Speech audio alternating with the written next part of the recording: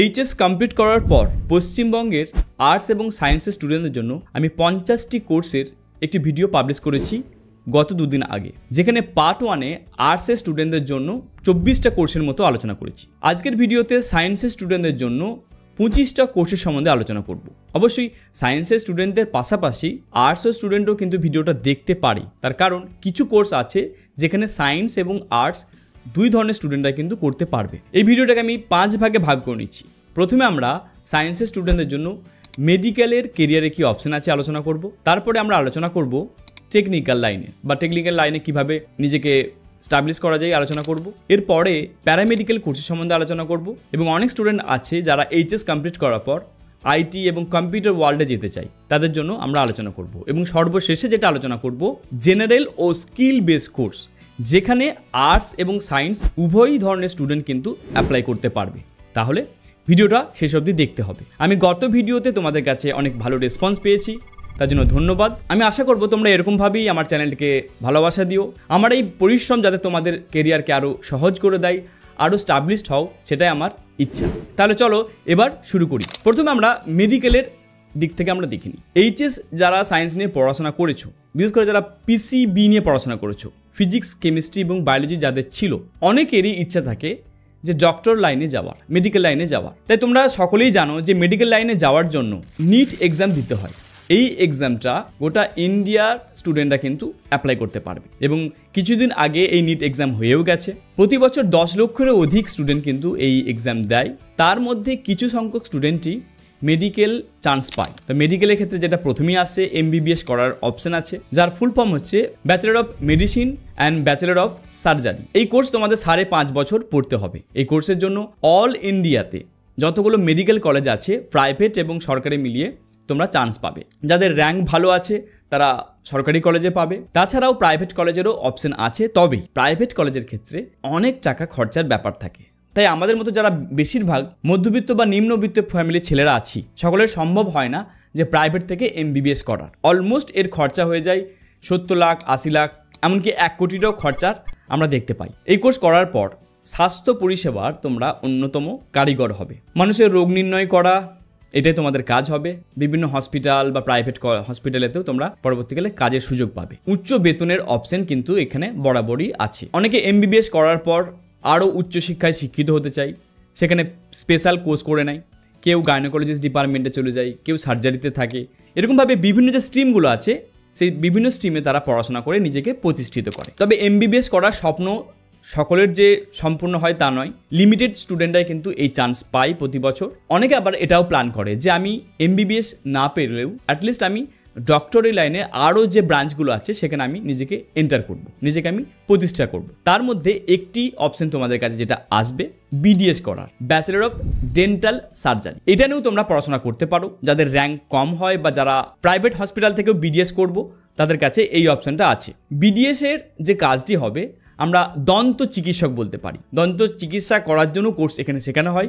এই কোর্সেরও ডিউরেশন 5 বছর। এই কোর্স করার পর তোমরা ডেন্টিস্ট হিসেবে কেরিয়ারের অপশন করতে পারবে এবং পরবর্তীকালে হায়ার স্টাডির ক্ষেত্রে এমডিএস করার অপশন আছে। এমবিবিএস বা বিডিএস অনেকের হয়তো চান্স হয়নি। তোমাদের কাছে মেডিকেল সায়েন্সের আরও কয়েকটা শাখা আছে। এখানে তোমরা নিজেকে প্রতিষ্ঠিত করতে পারবে। তোমরা বিএমএস করতে পারো, bachelor of Ayurvedic medicine and surgery. এটাও বর্তমানে অন্যতম একটি ডিমান্ডিং কোর্স। তোমরা নিট এক্সাম দেওয়ার পর এই কোর্সে এনরোল হতে পারো। এই কোর্সেরও ডিউরেশন 5.5 বছর হবে। এই কোর্স কমপ্লিট করার পর তোমরা অ্যাজ এ আয়ুর্বেদিক ডক্টর হিসাবে নিজস্ব ক্লিনিক খুলে প্র্যাকটিস করতে পারবে, বা তোমরা পাঞ্চকর্মা থেরাপিস্ট বা আয়ুর্বেদিক যে হসপিটাল আছে সেখানেও তুমি প্র্যাকটিস করার সুযোগ পাবে। পরবর্তীকালে তোমরা হায়ার স্টাডির ক্ষেত্রে এমডি ইন আয়ুর্বেদিক নিয়েও পড়াশোনা করতে পারবে। এছাড়াও তোমরা আরেকটি কোর্সের অপশন পাবে BHMS, bachelor of homeopathy medicine and surgery. Homeopathy চিকিৎসাও অ্যালোপ্যাথি চিকিৎসার মতনই অনেক পুরানো এবং বর্তমানে এই কোর্সেরও ডিমান্ড এখনও যথেষ্ট পরিমাণে ইম্প্যাক্ট ফেলে। এখনও এই কোর্সের তেমনই কার্যকরী যেমনটা আজ থেকে 30-40 বছর আগে ছিল। যেমন আমরা দেখি অনেক কিছু ডিজিজ আছে যেগুলো হয়তো অ্যালোপ্যাথি ট্রিটমেন্টের দ্বারা পসিবল নয়, ব্যয়বহুলও হয় এবং সেটা অনেক সময় প্রবলেম দেখা যায়। তাই অনেক পেশেন্ট এখনও হোমিওপ্যাথি ট্রিটমেন্টকেও বিশ্বাস করে। তাই হোমিওপ্যাথি চিকিৎসার যে অপশনটা তোমাদের কাছে আছে, নিট এক্সাম দিয়ে এখানেও তোমরা এন্টার করতে পারবে। এই কোর্সেরও ডিউরেশন 5.5 বছরের হয়। এমবিবিএসের মতনই বিএইচএমএসেরও গোটা ইন্ডিয়া জুড়ে বিভিন্ন জায়গায় কলেজ আছে, সেখানে তোমরা কাউন্সিলিং মাধ্যমে জয়েন করতে পারবে। এবার আসি প্যারামেডিক্যালের শাখা, যেটা মেডিকেল সায়েন্সেরই আরেকটা স্ট্রিম। যে স্টুডেন্টটা নিট এক্সাম দিয়ে চান্স পেল না, তার ইচ্ছা থাকে যে আমি এই মেডিকেল লাইনে থাকতে চাই, তাদের জন্য প্যারামেডিক্যালে একটি ব্রড রেঞ্জ খুলে যাচ্ছে, অনেকগুলো স্ট্রিম তোমাদের কাছে খুলে যাচ্ছে। তার মধ্যে অন্যতম হচ্ছে বিএসসি নার্সিং। পশ্চিমবঙ্গে জেন পাস এক্সাম দিয়ে তোমরা বিএসসি নার্সিং করার অপশন পাবে। বিএসসি নার্সিংয়ের কোর্সও তোমার 4 বছরের হয়। এই কোর্স করার পর তোমরা স্টাফ নার্স বা ওটি নার্স হিসাবে কেরিয়ার গড়তে পারবে এবং পরবর্তীকালে তোমরা হায়ার স্টাডির ক্ষেত্রে এমএসসি ইন নার্সিং করার অপশন পাচ্ছ। আমরা বিএসসি নার্সিংয়ের ক্ষেত্রে যদি একটু ফি স্ট্রাকচার দেখি, 20,000 থেকে 80,000 পার ইয়ার খরচা আছে। তবে সরকারি কলেজে চান্স পেয়ে গেলে তোমার খরচা অনেকটাই কম হয়। যেমন আমার এক আত্মীয় বর্তমানে বাঁকুড়ার সম্মেলনী কলেজ থেকে বিএসসি নার্সিং করছে, যার খরচা অনেক কম। তাই তোমাকে যেটা করতে হবে, জেন পাস এক্সামে ভালো র্যাঙ্ক করতে হবে। Sorry for the interrupt.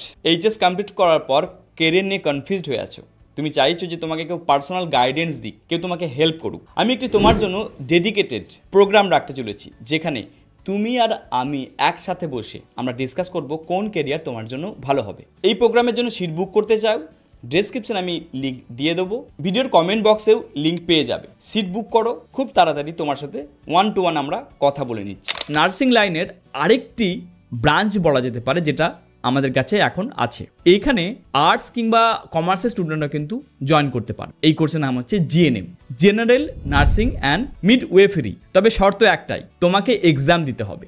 ANM বা জিএনএম এর যে একটা এক্সাম হয় প্রতি বছর, যেটা আমাদের ওয়েস্ট বেঙ্গল স্টেট থেকে কন্ডাক্ট করা হয়, এই এক্সামে তোমাকে পাস করতে হবে। ভালো র্যাঙ্ক পেলে তুমি কিন্তু সরকারি কলেজ থেকে এই জিএনএম কোর্স করতে পারবে। জিএনএম কোর্সের ডিউরেশন 3 বছরের হয়ে থাকে। কেরিয়ারের অপশন যদি আমরা দেখি, নার্স এবং হেলথ ওয়ার্কার হিসেবে কাজের অপশন পাচ্ছ। এর সাথে আরেকটি কোর্স আছে যেটা একটু হলেও শর্ট টার্ম হয়, মানে 12 কমপ্লিট করার পর আর্টস, কমার্স কিংবা সায়েন্সের স্টুডেন্টরা যেটা দিতে পারে, এএনএম এর অপশন আছে। এই কোর্সের ডিউরেশন কিন্তু 2 বছরের। তোমাকে এখানেও কিন্তু এক্সাম যেটা দিতে হবে, এএনএম জিএনএম এর যে এক্সামের অপশন আছে সেটা তোমাকে দিতে হবে। এখানে ফি স্ট্রাকচারটাও তুলনামূলক কম।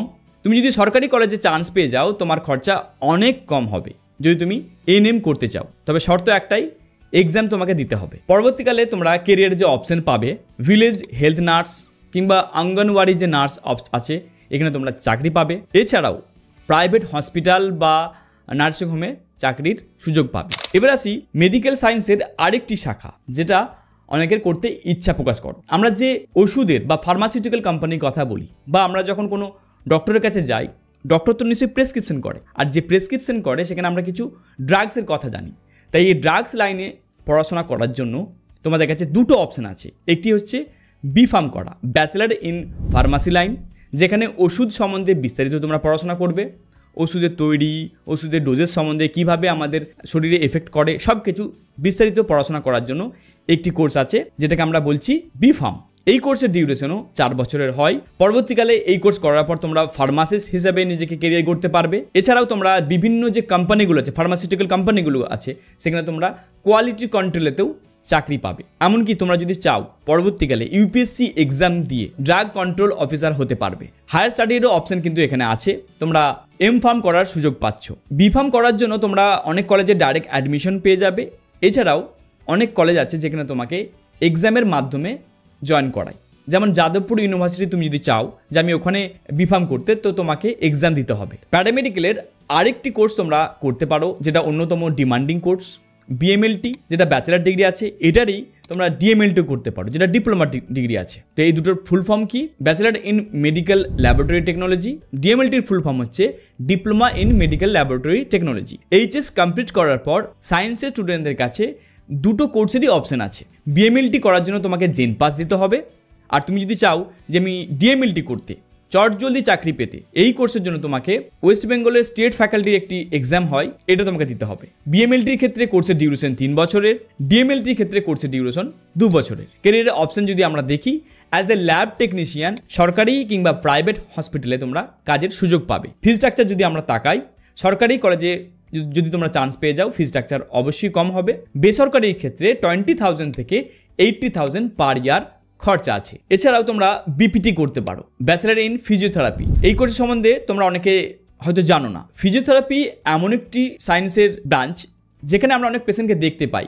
অনেক সময় স্ট্রোক হয়ে যাওয়ার পর তার কোনো একটা অংশ ঠিকঠাক করে কাজ করে না, মুভ করতে পারে না, বা কোথাও ধরো কারোর হাত ভেঙে গেছে বা শিরার কিছু প্রবলেম হয়েছে, সেই ক্ষেত্রে এই ফিজিওথেরাপিস্টদের আমাদের লাগে। ফিজিওথেরাপিস্টরা কী করে না, তাদের কিছু ইকুইপমেন্টের সাহায্যে বা কিছু টেকনিকের মাধ্যমে যেটা তারা পড়াশোনা করে পেশেন্টকে কিওর করতে হেল্প করে। এবং এই ফিজিওথেরাপিস্টের চাহিদা আমরা স্পোর্টসের দুনিয়াতেও দেখতে পাই। তাহলে আমরা কেরিয়ারের অপশন অ্যাজ এ ফিজিওথেরাপিস্ট হিসাবে তোমরা নিজস্ব ক্লিনিক খোলার একটা অপশন পাবে। এই কোর্সের ডিউরেশন 4.5 বছরের। আমরা ফি স্ট্রাকচার যদি দেখি, তোমাকে যেটা কলেজে পে করতে হবে প্রতি বছর 40,000 থেকে শুরু করে পার ইয়ার 1 লাখ অবধি দিতে হতে পারে। তবে সরকারি কলেজে চান্স পেয়ে গেলে ফি স্ট্রাকচারটা অনেকটাই কম হয়। তবে এই যে তোমাদেরকে এতগুলো প্যারামেডিক্যাল কোর্সের কথা বলছি, এই প্রতিটা প্যারামেডিক্যাল কোর্সের জন্য নির্দিষ্ট যে এক্সামটা আমাদের ওয়েস্ট বেঙ্গলের স্টেট থেকে করা হয়েছে, জেন পাস তোমাকে দিতে হবে।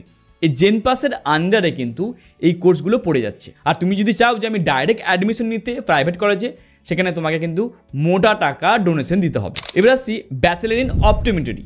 এটা একটি ভালো কোর্স আমরা এখন দেখতে পাচ্ছি যে প্রতিটা শহরেতে পার্টিকুলার চোখ নিয়ে হসপিটাল হয়েছে, চোখের হসপিটাল, তা প্রাইভেট সরকারি সব দেখতে পাচ্ছি। তাই এই ক্ষেত্রে আমরা দেখতে পাই যে একটি হসপিটাল কন্ডাক্ট করার জন্য যেমন ডক্টরের চাহিদা লাগে, আনুষঙ্গিক যে বিষয়গুলো থাকছে, বিশেষ করে ধরো চোখের প্রেসার নেওয়া কিংবা চোখের পাওয়ার চেক করা বা আরও যে চোখের জন্য যে পরীক্ষাগুলো হয়, এর জন্য স্পেশাল যে ব্যক্তিরা কাজ করেন তাদেরকে আমরা অপটোমেট্রিস্ট বলি। আর এই অপটোমেট্রিস্ট হওয়ার জন্য তোমাকে করতে হবে ব্যাচেলার ইন অপটোমেট্রি। এই কোর্সের ডিউরেশন 4 বছরের হবে। আমরা যদি একটু ফি স্ট্রাকচারে যদি দেখি, 40,000 থেকে 1 লাখ টাকা পার ইয়ার খরচা আছে। অনেক ক্ষেত্রে প্রাইভেট কলেজের ফি স্ট্রাকচার আরও বেশি হতে পারে। গত ভিডিওতে একটা স্টুডেন্ট কমেন্ট করেছিল যে স্যার আমি বিএসসি ইন রেডিওলজি করতে চাই, কেমন হবে? নিঃসন্দেহে ভালো হবে। বিএসসি ইন রেডিওলজিতে কী পড়ানো হয়? আমরা ধরো কথায় মাঝে মাঝে শুনি যে সিটি স্ক্যান, এক্স-রে বা এমআরআই, এই যে কথাগুলো আমরা শুনছি, এর জন্য যে ট্রেনিং করা যে ব্যক্তিটা কাজ করে তাদেরকে আমরা রেডিওগ্রাফার বলি। আর এই কাজের জন্য তোমাকে পড়তে হবে কি না BSc in radiology. Private hospital, সরকারি হসপিটালে তো সুযোগ আছেই, এছাড়াও ডায়াগনস্টের কাজ করার সুযোগ তোমার কাছে হয়ে যাবে যখন তোমরা এই কোর্স কমপ্লিট করে ফেলবে। প্যারামেডিক্যালের যেই কোর্সগুলো কথা বলছি, এতটুকু আমি বলতে পারি যে তোমরা কোর্স কমপ্লিট করার পর বসে থাকবে না, সরকারি বা প্রাইভেট যে কোনো একটি প্রতিষ্ঠানে কাজের সুযোগ পেয়ে যাবে। বিএসসি ইন রেডিওলজির যদি আমরা ফি স্ট্রাকচার দেখি, 30,000 থেকে 1 লাখ টাকা পার ইয়ার খরচা হয়। প্রাইভেট যে কলেজগুলো আছে সেখানে অনেক সময় ফি স্ট্রাকচার বেশিও হয়। প্যারামেডিক্যালের কোর্সের সাথে আরও 2-3টে কোর্স আছে যেগুলো একটু ইউনিক আছে, অনেকের কাছে হয়তো জানা নেই। যেমন তোমরা বিএসসি ইন বায়োটেকনোলজি পড়াশোনা করতে পারো। এই কোর্সের মধ্যে যেটা আমরা দেখতে পাই, বায়োলজি এবং টেকনোলজিকে মার্জ করে যে সায়েন্স অগ্রসর হচ্ছে তারই বিষয়ে পড়াশোনা করা। কেরিয়ারের অপশন যদি আমরা বলি, রিসার্চার কিংবা ফার্মা ইন্ডাস্ট্রিতে তোমরা কাজের সুযোগ পাচ্ছ। পরবর্তীকালে এমএসসি ইন বায়োটেকনোলজি, এমনকি তোমরা পিএইচডি করারও অপশন পাবে। এছাড়াও আরেকটি কোর্স তোমরা করতে পারো বিএসসি ইন এগ্রিকালচার। এগ্রিকালচার আমাদের জীবনের অতপ্রতভাবে জড়িত আছে, তাই এগ্রিকালচারের অগ্রসর হবে না এটা কখনো হতেই পারে না। তাই বিএসসি ইন এগ্রিকালচার নিয়ে তোমরা যদি পড়াশোনা করো, পরবর্তীকালে এগ্রিকালচার অফিসার বা সায়েন্টিস্ট হওয়ার সুযোগ পাবে। এখানে তোমাকে যেটা মেন পড়াশোনা করানো হবে কৃষি বিজ্ঞান নিয়ে। এখানে তোমরা কি বিষয় আলোচনা করবে, কি বিষয় জানবে, যে কোনো একটি ফলন কিভাবে গ্রো করা যায়, কিভাবে বিভিন্ন জায়গাতে বিভিন্ন সয়েলেতে আমরা আরও বেটার ওয়েতে শস্যকে বাড়াতে পারি, এই বিষয়ে তোমরা বিস্তারিত জানবে এখানে। তবে বিএসসি ইন এগ্রিকালচার জয়েন করার জন্য তোমাকে কিন্তু এক্সাম দিতে হবে। তার জন্য একটি এক্সাম হয়, সেই এক্সাম প্রতি বছরই হয়ে থাকে। ওই এক্সামের মাধ্যমে তবেই কিন্তু এই কোর্সে তোমরা জয়েন করতে পারবে। খুব কম সংখ্যক কলেজই পাবে যেখানে তুমি ডাইরেক্ট অ্যাডমিশন পাবে। এবং বিএসসি ইন এগ্রিকালচারের জন্য আমাদের পশ্চিমবঙ্গে যে খুব বেশি কলেজ আছে তাও নয়, লিমিটেড হয়তো আমরা 10-20টা কলেজের কথা আমরা বলতে পারি। ছোট্ট তথ্য তোমাদেরকে তুলে ধরছি। ICAR এর রিপোর্ট অনুযায়ী বিএসসি ইন এগ্রিকালচার যারা পড়াশোনা করেছে তাদের প্লেসমেন্টের রেট 90%। এবং পরবর্তীকালে তোমরা সেলস এবং মার্কেটিংয়েরও অপশন তোমাদের কাছে খুলে যাচ্ছে। যে সকল ফার্মাসিউটিক্যাল কোম্পানি সার তৈরি করে সেখানে তোমরা একটা সেলস অফিসার হিসেবে একটা মোটা টাকা ইনকাম করতে পারবে। আরেকটি কোর্স তোমরা করতে পারো এইচএস কমপ্লিট করার পর, বিশেষ করে যাদের পশু প্রেম আছে, মানে যারা একটু গবাদি পশু ভালোবাসে বা পশুদের প্রতি একটু আলাদা ভালোবাসা আছে, তাদের জন্য একটি কোর্স আছে বিএসসি ইন ভেটেরিনারি সায়েন্স। পরবর্তীকালে তোমরা ভেটেরিনারি ডক্টর হওয়ার সুযোগ পাচ্ছ যদি তুমি এই কোর্সটা কমপ্লিট করো। এই কোর্স করার জন্য অনেক কলেজ আছে যেখানে নিটের রেজাল্টটা অগ্রাধিকার দেয়। তাই তোমাকে বলবো নিটের প্রিপারেশন তোমার যদি ভালো থাকে, অ্যাটলিস্ট তুমি যদি MBBS বা BDS না হও, আর তোমার যদি ইচ্ছা থাকে যে পশু ডক্টর হওয়ার, তো সেটার অপশন তোমার কাছে কিন্তু খুলে যাচ্ছে। এই কোর্সেরও ডিউরেশন 5 বছরের হয় এবং এই কোর্স কমপ্লিট করার পর আমাদের যে সরকারি যে হসপিটাল আছে সেখানেও তুমি সুযোগ পাচ্ছ অ্যাজ এ ডক্টর হিসাবে। এছাড়াও তুমি প্রাইভেট ক্লিনিক খুলতে পারো। আরেকটি কোর্সের কথা বলবো, এনভায়রনমেন্টাল সায়েন্স নিয়ে একটি কোর্সের অপশন তোমার কাছে আছে। তোমরা এইচএস কমপ্লিট করার পর পরিবেশ সংরক্ষণ বা রিসার্চ, পরিবেশ ওরিয়েন্টেড যে স্টাডি আছে এখানে করার সুযোগ পাচ্ছ তোমরা। পরবর্তীকালে কেরিয়ারের অপশন যদি আমরা দেখি, এনভায়রনমেন্টাল অ্যানালিস্ট হিসাবে তুমি কাজের সুযোগ পাবে এবং হায়ার স্টাডির ক্ষেত্রে তোমরা MSc এবং PhD পর্যন্ত করতে পাবে। এবার আসি যারা এইচএস কমপ্লিট করার পর কম্পিউটার বা IT লাইনে আসতে চাইছো, তাদের কাছে কি অপশন আছে। ডেটা সায়েন্স এবং অ্যানালিস্ট হিসেবে তোমরা কেরিয়ার করতে পারবে। এটা একটি অন্যতম বর্তমানে ট্রেন্ডিং একটি সাবজেক্ট, যেখানে আমরা দেখতে পাচ্ছি AI বা টেকনোলজি যে হারে গ্রো করছে, সেখানে তুমি নিজেকে কেরিয়ার হিসেবে করতে পারবে এইচএস কমপ্লিট করার পর। আর এই কোর্সটা গ্লোবালি বলা যেতে পারে ডিমান্ডিং কোর্স। তুমি পরবর্তীকালে একজন ডেটা সায়েন্টিস্ট, ML ইঞ্জিনিয়ার, এরকমই বিভিন্ন পোস্টে চাকরি পাবে। এবং এই কোর্সের জন্য অনলাইন এবং অফলাইন দুটো মোডই হয়। অনলাইন মোডে তুমি গ্লোবাল যে বিভিন্ন প্ল্যাটফর্ম আছে সেখান থেকে তুমি এই কোর্স করতে পারো, বা অফলাইনেতেও এখন আমরা দেখতে পাচ্ছি পশ্চিমবঙ্গে বিভিন্ন কলেজ আছে যেখানে এই কোর্সগুলো করানো হচ্ছে। সম্প্রতি একটা নতুন কথা আমরা শুনতে পাচ্ছি, AI, আর্টিফিশিয়াল ইন্টেলিজেন্স বা মেশিন লার্নিং। তোমরা এইচএস কমপ্লিট করার পর এই কোর্সে তুমি জয়েন করতে পারো। এই কোর্সের জন্য গ্র্যাজুয়েশন ডিগ্রিও আছে, এই কোর্সের জন্য তোমরা ডিপ্লোমা ডিগ্রিও অপশন পাবে। কেরিয়ারের অপশন হিসেবে AI ডেভেলপার বা অটোমেশন এক্সপার্ট হিসেবে তুমি কাজ পাবে। এই কোর্সটারও অনলাইন এবং অফলাইন মোড দুটোরই অপশন পাচ্ছ।